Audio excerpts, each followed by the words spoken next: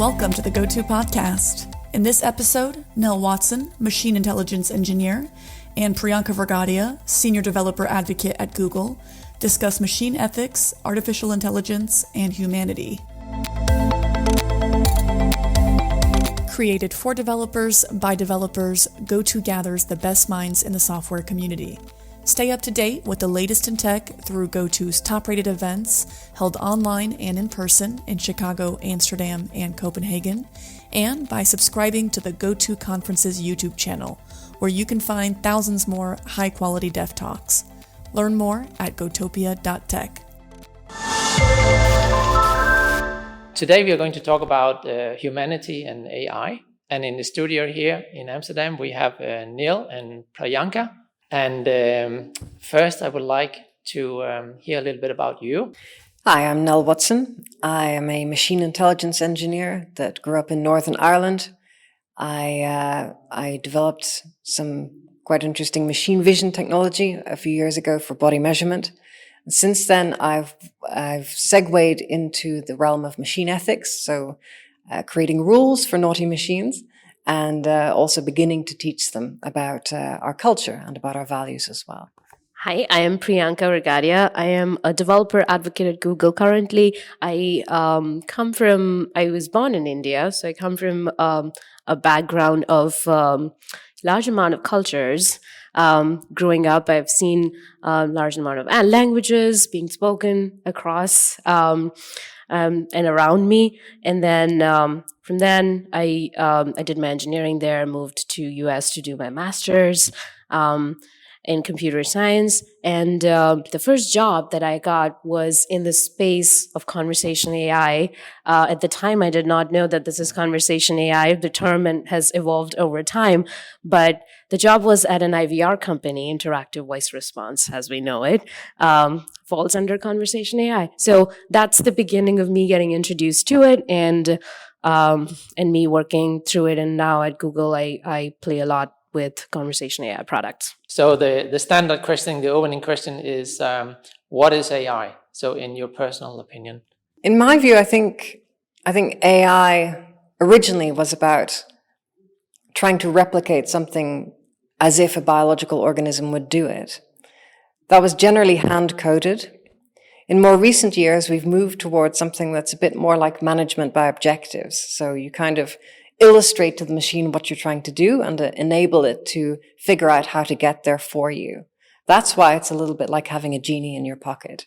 I agree with what Nell has defined AI as. And I feel like, to me, AI has always been, and this is just in addition to what Nell was saying, right? To me, it has always been this tool or this machine that can do things that I would not maybe want to do, which is like a repetitive task that I would rather have a machine do and me doing something more smarter in that time. That's how I consider AI to be. Tech companies, they kind of introduce AI to people without even them asking for it.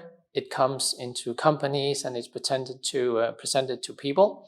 But how should we actually, if we should do this in a correct way, how should we introduce it to humanity and to people?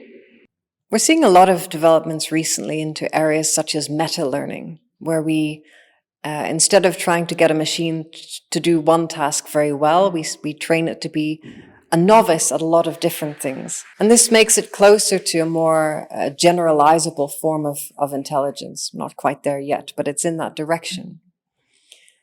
Machines are getting more sophisticated, but human beings are still very complex creatures. Our culture is very difficult to understand. And of course, different people from different parts of the world often think and act in very different ways.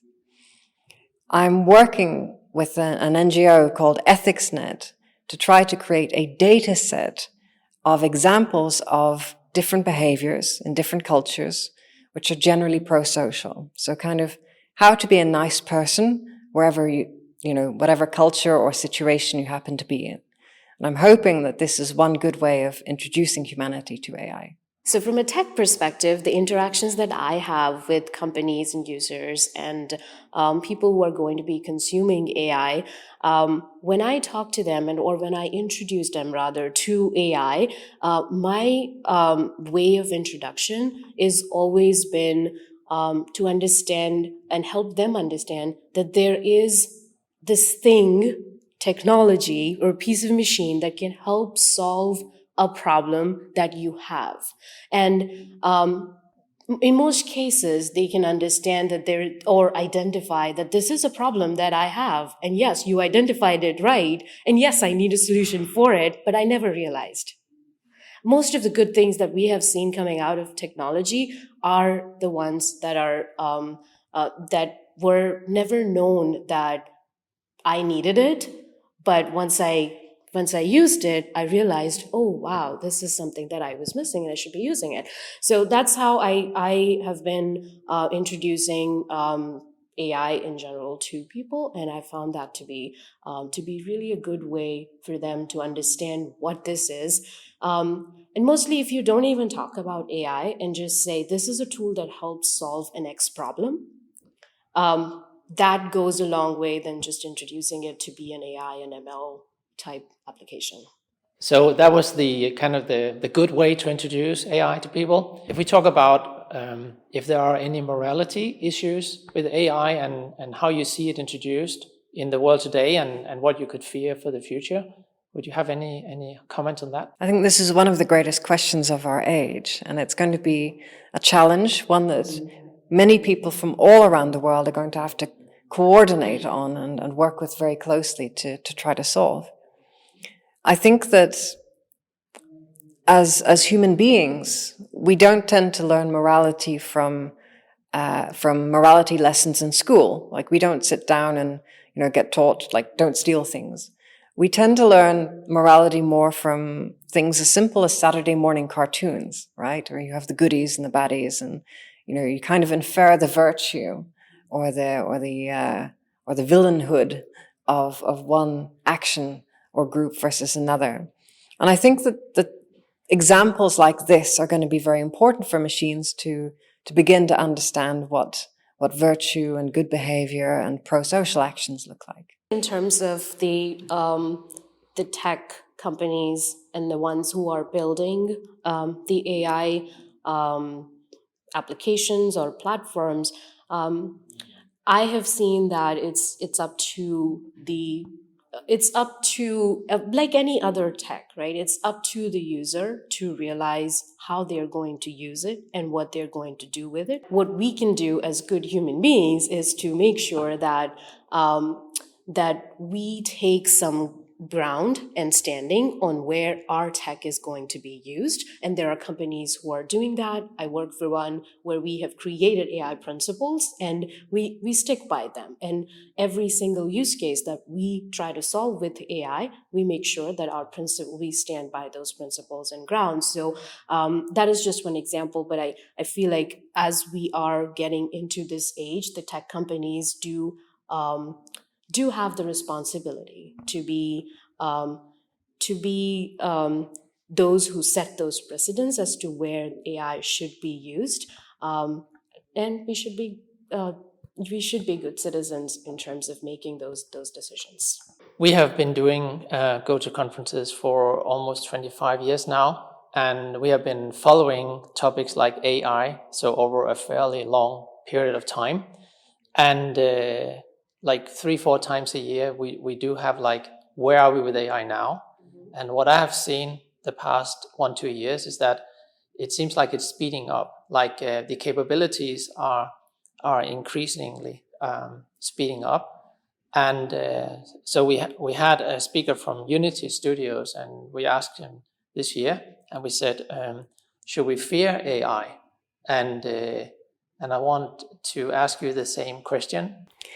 From my perspective, I think that the greatest fear from AI is not Terminators running in the streets or some utility maximizer turning us all into paperclips. I think, to me, the greatest fear of AI is that it may be used as a weapon, not in the sense of killing people, but in the sense of messing up people's minds, whether that's creating content which is unbelievably believable, counterfeit evidence, for example, fake news, if you will, or whether it's simply messing with people in simple ways that drive them mad because systems just aren't working in ways that they expect, but in a way that you can't really prove that somebody's messing with you.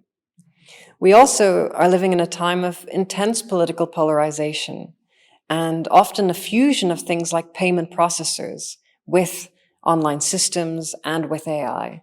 And I think this is quite a dangerous mix for the future.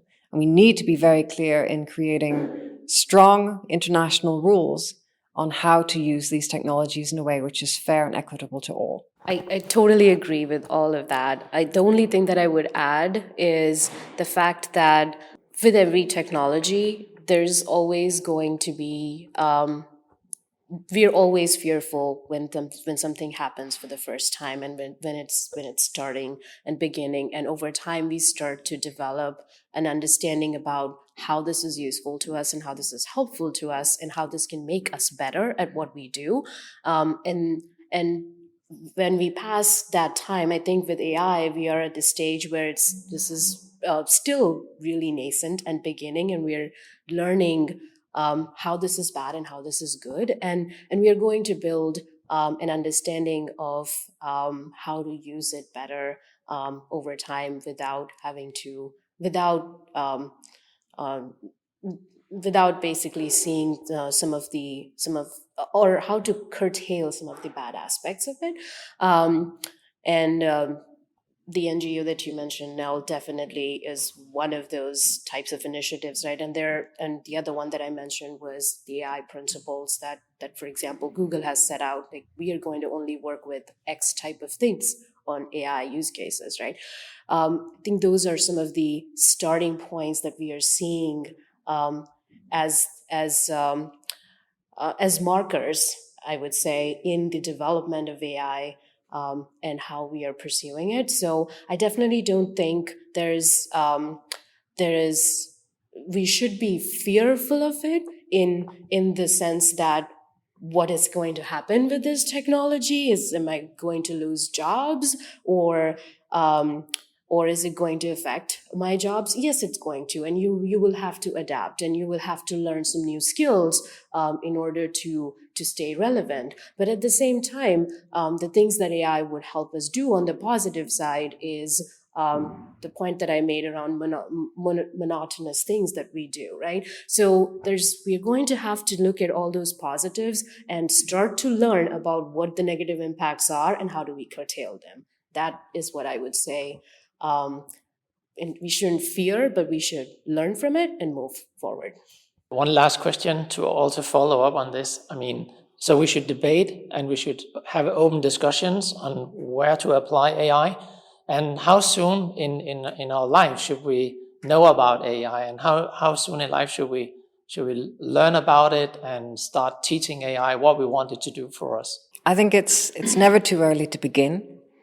There are some fantastic tools out there, such as Scratch, and different versions that are more oriented towards different age groups. I think these are fantastic ways of learning the basics of programming. Simple things like if-else statements. From this, you can build up knowledge that will take you into other areas and eventually into tools like Python, which can be readily applied to a number of different data and machine learning capabilities. Also, making games and things like that. I think that there's a wonderful role for children as well in teaching machines about the world, because often we know that we understand something when we're able to explain it to somebody else. And I think it's nice when a child will have an opportunity to maybe explain the world as it sees it to machines. And that can be a wonderful symbiosis, I think. The thing that I would add here is really just along the game side of things, when kids and students at a very early age these days are playing with things or games that are designed with AI. So I'll give an example here. Quick Draw is a tool that we've built within Google, and it's available for kids to play with. And it's really all you're doing is you're making strokes, and with machine learning, this game identifies whether this was a cat or a dog or a ball or a bat or a bed, right? So it's and any age person could play this game, but this goes to show that the kids are already using it and they're already enjoying it and they're trying to learn from it. So introducing this at an early age as to what this means and what it is, and have them comprehend it for themselves, like Nell said, and then see and have them see the effects of it firsthand, and give them an opportunity to decide whether they want to expand their understanding and learning in it. And then at that point, they can make games. They can start to build some of these things themselves and learn to code through Python and things like that. So that's the way I see it. Started from wherever you are, you're already using AI in some way, shape, or form. To start there. Thank you so much on behalf of GOTO for coming, and thank you for your time in this interview. I think it was some brilliant answers. Thank you so much. Thanks for listening to this episode of the GOTO podcast. Head over to gotopia.tech for lots more content from the brightest minds in software development.